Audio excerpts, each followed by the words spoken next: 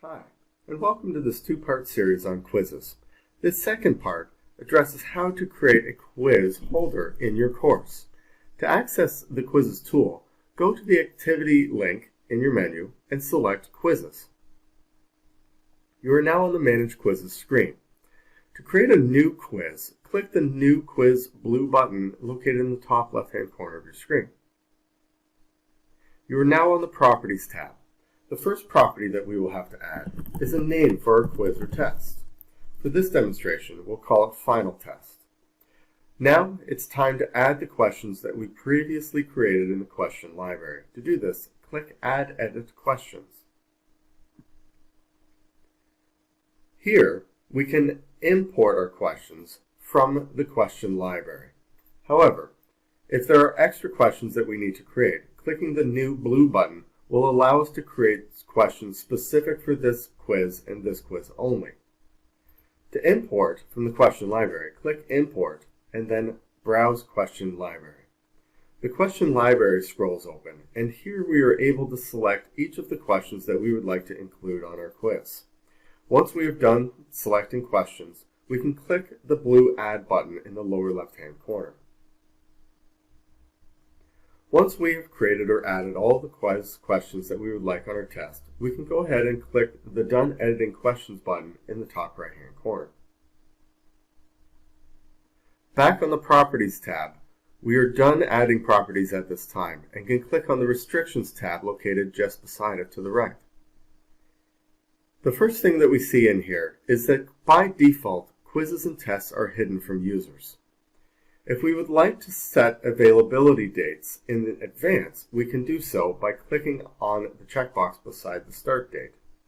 Here, we can select the dates that students will be able to access the quiz in our D12 course. The start date I've selected is Monday, March 23rd at 9 a.m. That is the first time students will be able to access the quiz in our course. They will be able to see it beforehand, but not access it. Finally, we'd like to close this down and ensure that students don't access this after we have finished our quiz. So to have an end date, I will also select Monday, March 23rd, and this time I will allow students to be able to access this quiz for 3 hours on that date. Because the availability is in the future, we can now unhide it from users and allow them to see it because they will only be able to access it between the start and end date time. Scrolling down, we'll see timing. We can set a recommended time limit for our students, but after that time has expired, nothing happens. Students are able to continue working. If you'd like to enforce a time limit, click the Enforce Time Limit checkbox and set the time that students have to write this test. If they have 60 minutes, put 60 in the time limit box.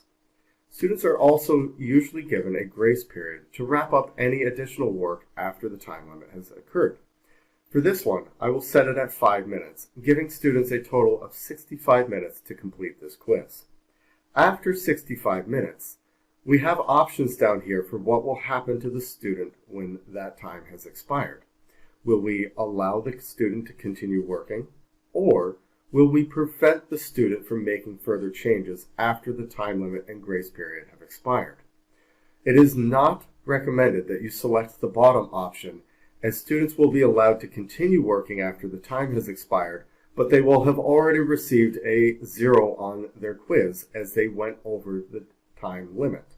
This is not an option that we would like our students to have. Finally, special access. If we have students in our course that require accommodated time limits, this is the section where we would do so. If you require this for your course, please contact the cafe in order to receive additional support. Scrolling back up to the top of our screen, we can now click the Assessment tab beside Restrictions.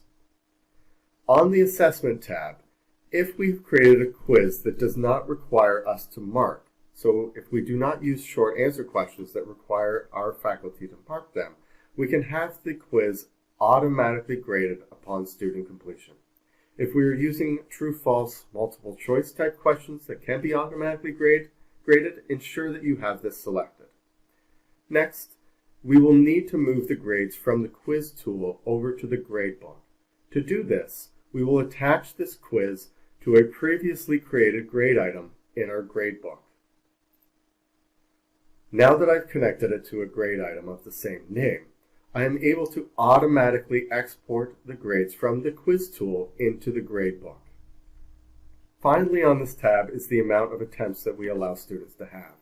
Typically, this number is 1, but if you would like to have additional attempts for students, you can follow the prompts to select the appropriate amount of attempts.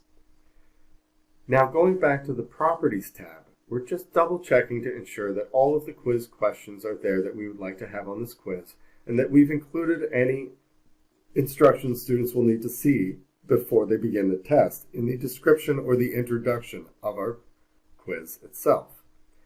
Once we are done with this information, we are able to save and close this quiz.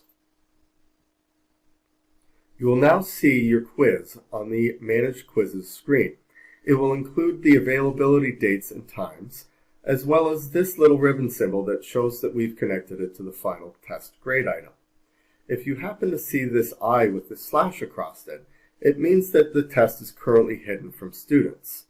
That's okay. However, if this symbol is there when you are attempting to run the quiz, you need to go back into editing your quiz, over to the Restrictions tab, and ensure that the Hide from Users is deselected.